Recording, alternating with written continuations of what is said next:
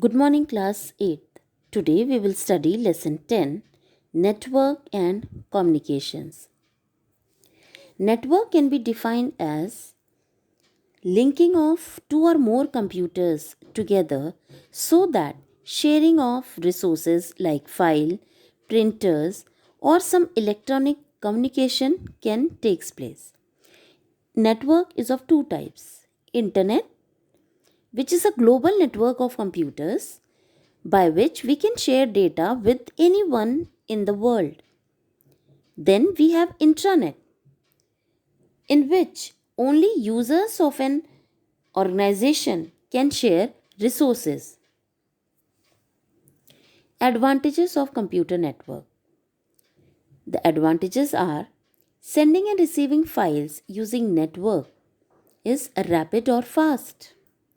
Resources such as printers, fax machines, scanners, etc., can be shared by connecting them in a network. Softwares can be stored in a server, and from there it is available to all the people which are connected in a network. Now it is having some disadvantages also.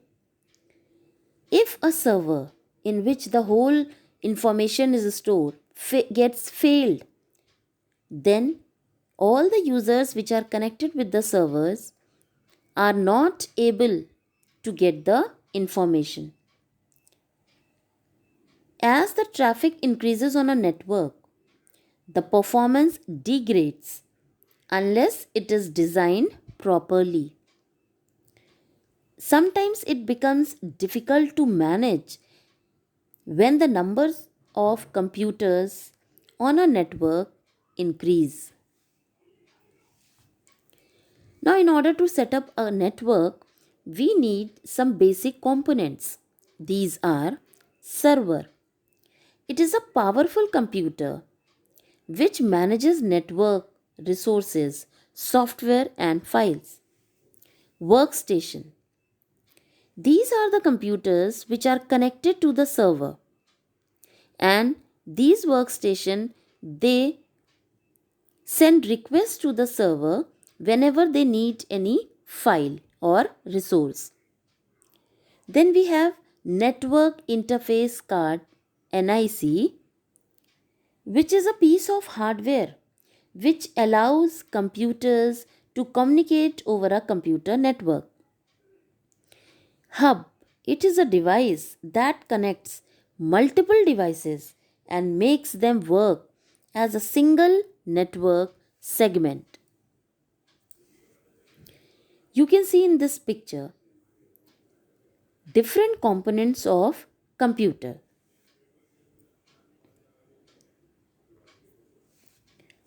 Then this network is of following types. Personal area network.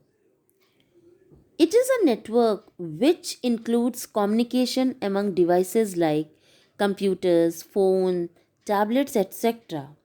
It covers a very short range up to only few meters. For example, Wi-Fi, Bluetooth, etc. Then we have local area network whose range is better as compared to personal area network. It can be set up within a room, office, or building. Metropolitan area network, it covers larger network as compared to LAN. It covers a city. Then we have wide area network, which covers a very large geographical area across the country or continents.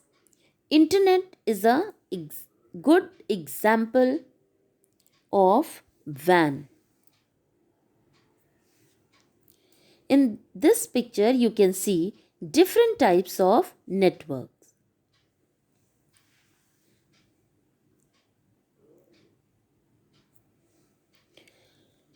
Then we have two types of architecture according to which server and workstations are arranged in network. So first is client server architecture, in which There is a single powerful computer which is acting as a server, and it is connected to multiple computers called its clients.